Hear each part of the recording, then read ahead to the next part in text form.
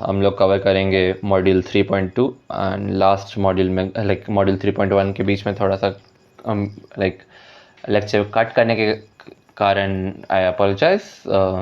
Let's begin. Okay, it's already how much 3:44. So हम लोगों को थोड़ी देर में एग्ज़ाम लिखना है, तो लेट्स कवर इट. देखते हैं हमको आज नींद नसीब होगी या नहीं. सो module 3.2 pollution control and treatment. इसमें हम लोग कवर करेंगे air pollution controlling devices and waste water treatment and आखिर में नॉइज पोल्यूशन कंट्रोल.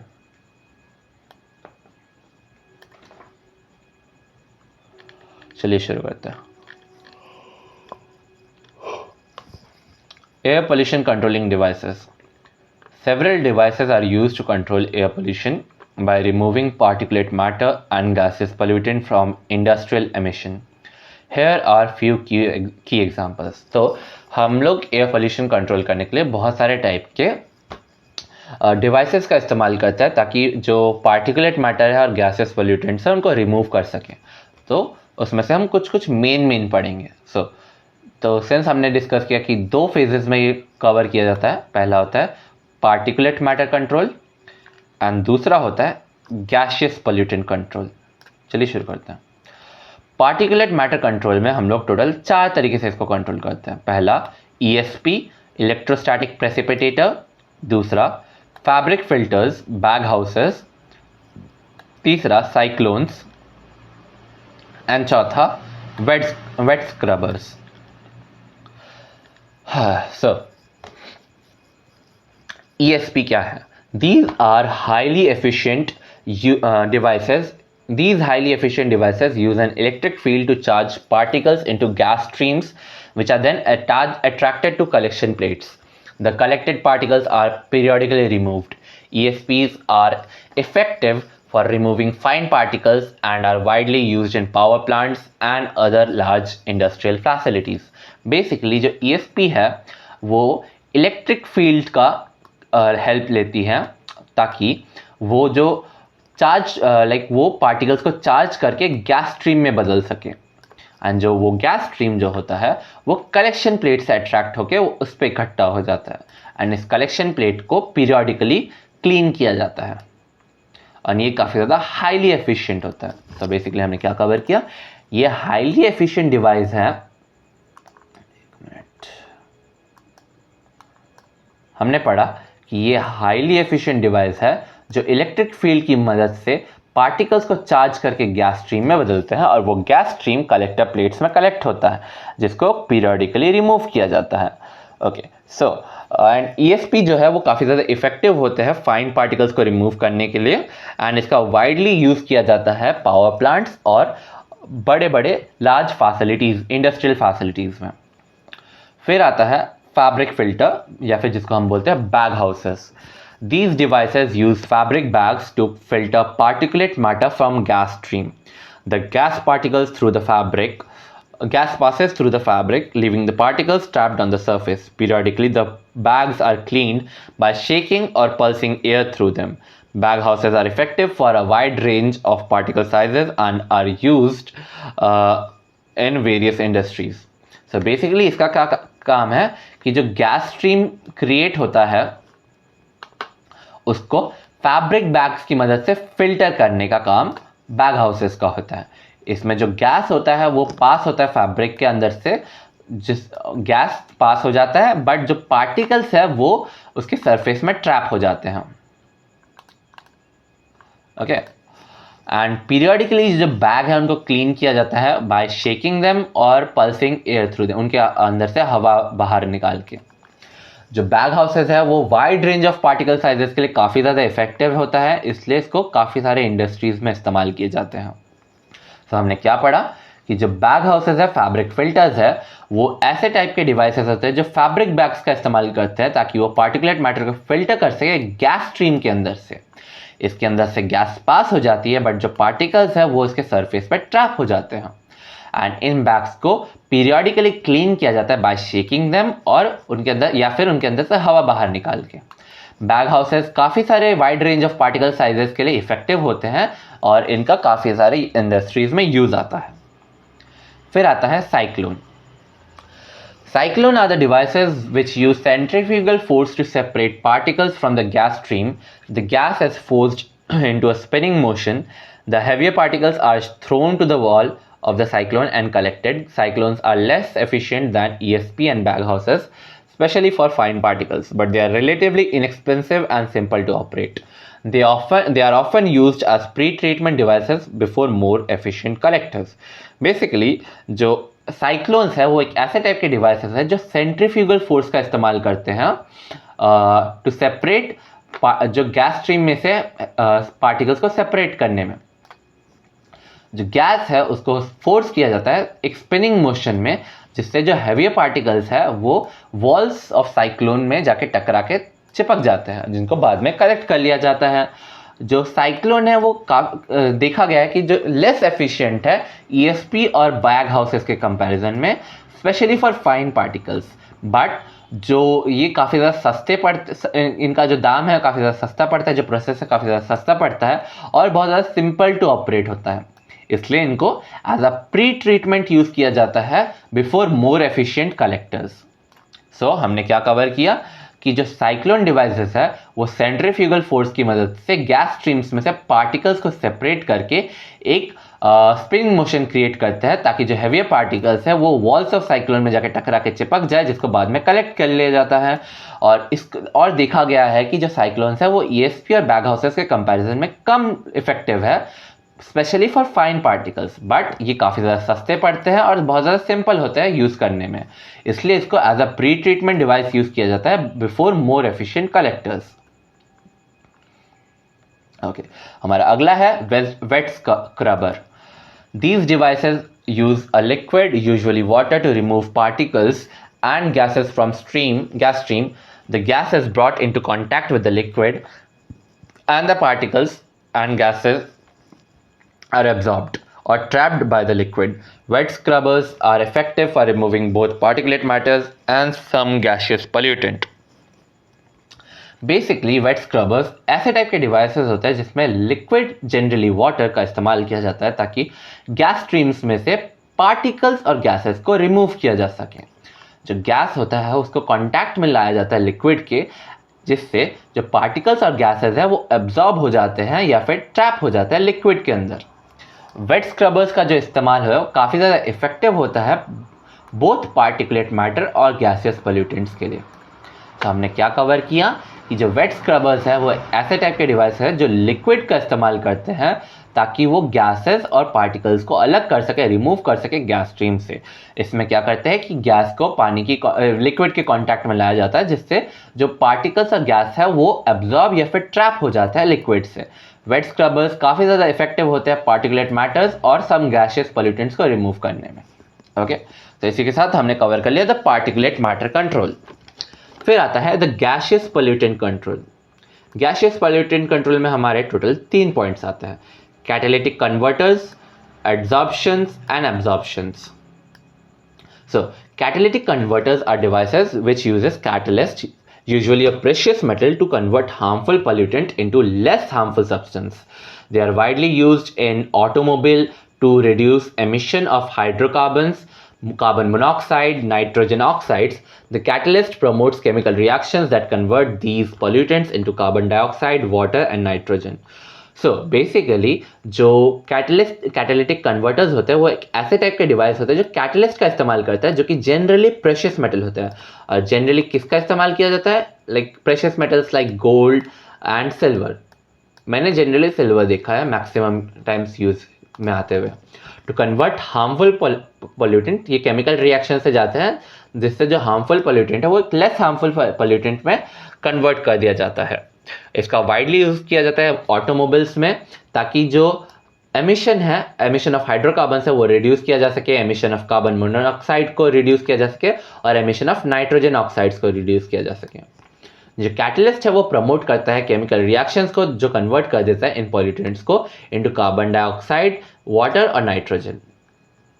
तो हमने क्या कवर किया कि कैटालिटिक कन्वर्टर ऐसे टाइप के डिवाइसेस होते हैं जो कैटलिस्ट का इस्तेमाल करता है, जो कि यूजुअली एक प्रेशियस मेटल होता है जो हार्मफुल पॉल्यूटेंट्स को लेस हार्मफुल सब्सटेंस में कन्वर्ट कर देता है। इसका वाइडली यूज आता है ऑटोमोबाइल्स में, जिसमें emission of hydrocarbon, carbon monoxide and nitrogen होता है।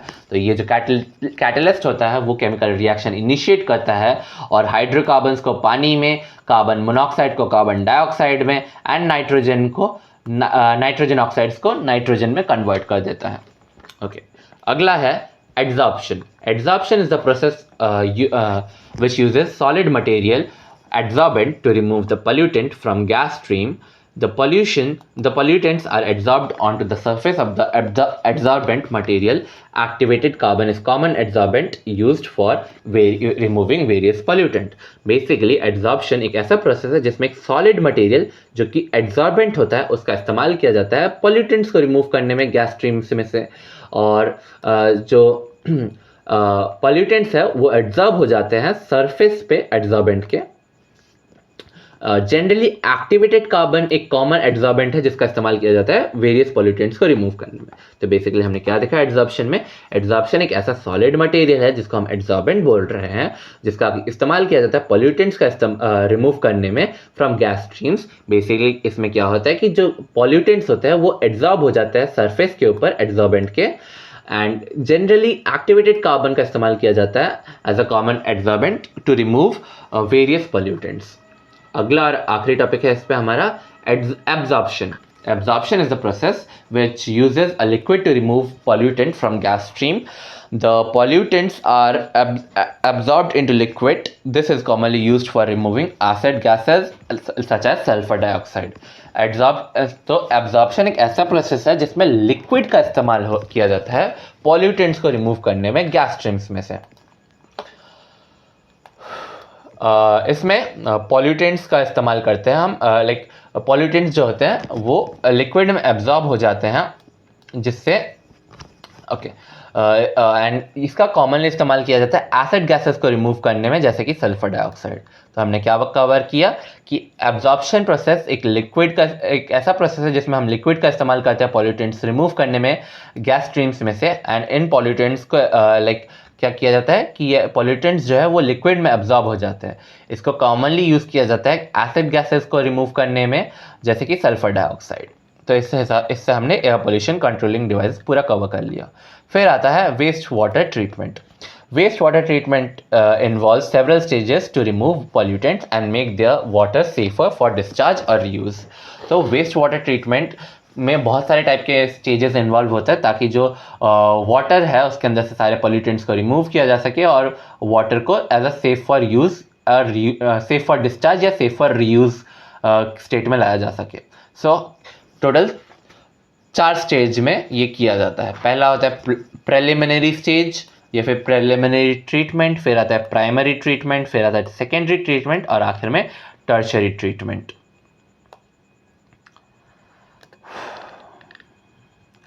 Primary treatment is the stage which removes large debris and grit from wastewater using screens and grit chamber. Basically यहाँ पे screens और grit chamber की मदद से बड़े बड़े डेब्रिसेस को पानी के अंदर से निकाल दिया जाता है, वेस्ट वाटर के अंदर से निकाल दिया जाता है।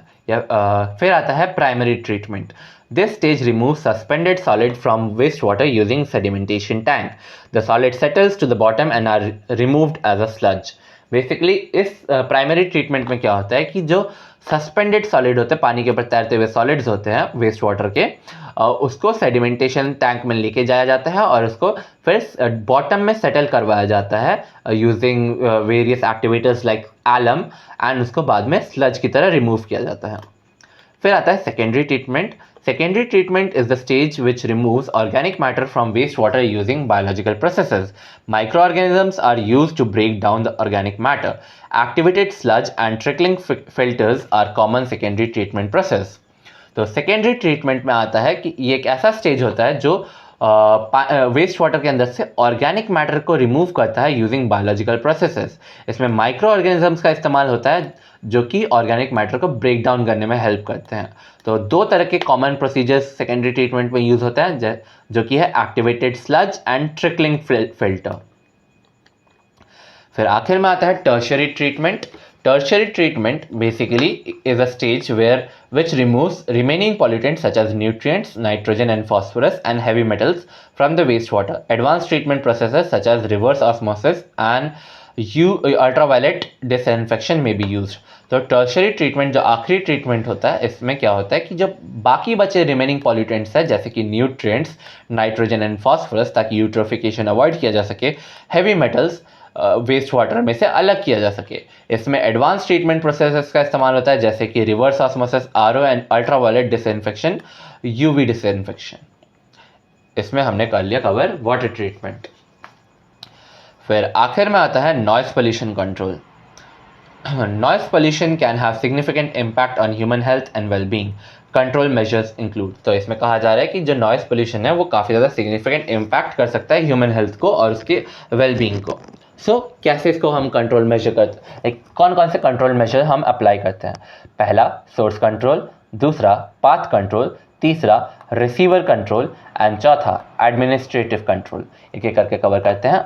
Source control, reducing noise at the source such as using quieter machines and equipments and implementing noise barriers. तो पहला है सोर्स कंट्रोल. आवाज़ को सोर्स में ही दबा दो. बेसिकली जहाँ पे सपोज जो कंस्ट्रक्शन साइट्स है वहाँ पे बहुत ज़्यादा सोर्स से नॉइज़ आता है, तो वहाँ पे क्वाइटर मशीन्स का इस्तेमाल कर सकते हो. क्वाइटर लाइक कम शोर मचाने वाले मशीन्स, कम शोर मचाने वाले इक्विपमेंट्स का इस्तेमाल कर सकते हो, और या फिर नॉइज़ बैरियर्स का इम्प्लीमेंटेशन कर सकते हो. फिर आता है path control, blocking or absorbing noise along its path such as using soundproof walls and barriers and planting trees and vegetation.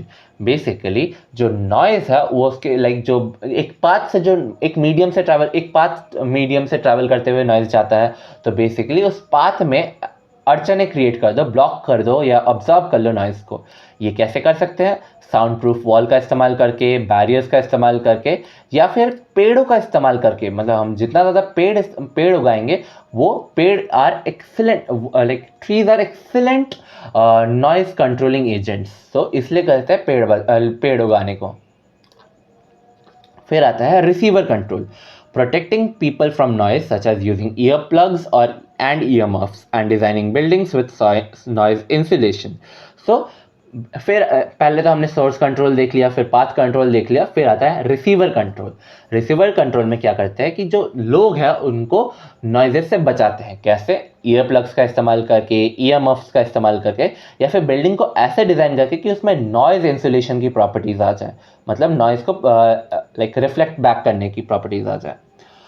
फिर आखिर में आता है administrative control, implementing regulations and standards to limit noise levels and educating people about noise pollution. Basically ऐसे rules और regulations और ऐसे standards set करना जो जिससे noise levels limit किए जा सके, और लोगों को educate करना noise pollution के बारे में. आखिर में स्पेसिफिक एग्जांपल्स देखते हैं नॉइज कंट्रोल मेजर्स के बारे में. पहला अकूस्टिक बैरियर, दूसरा साउंड एब्जॉर्प्शन मटेरियल, तीसरा साइलेंसर्स एंड मफर्स एंड चौथा वाइब्रेशन डैम्पिंग. पहला देखते हैं अकूस्टिक बैरियर. वॉल्स और structure design to block and absorb sound. ऐसे दीवारें या फिर ऐसे स्ट्रक्चर जिनको स्पेसिफिकली डिजाइन किया गया है आवाज़ को ब्लॉक करने में और एब्जॉर्ब करने में. फिर दूसरा है sound absorption materials that absorb sound such as carpet, curtains and acoustic tiles. तो ऐसे टाइप के मटेरियल्स जो साउंड एनर्जी एब्जॉर्ब कर सकते हैं, जैसे कि कारपेट्स, कर्टन्स और अकूस्टिक टाइल्स. फिर आते हैं silencers and mufflers, devices used to reduce noise from engine and other equipments. तो ऐसे डिवाइस जो नॉइज रिड्यूस कर सकते हैं इंजन में से या फिर अदर इक्विपमेंट्स में से. फिर आखिरी में आता है vibration damping, techniques used to reduce vibration that can generate noise.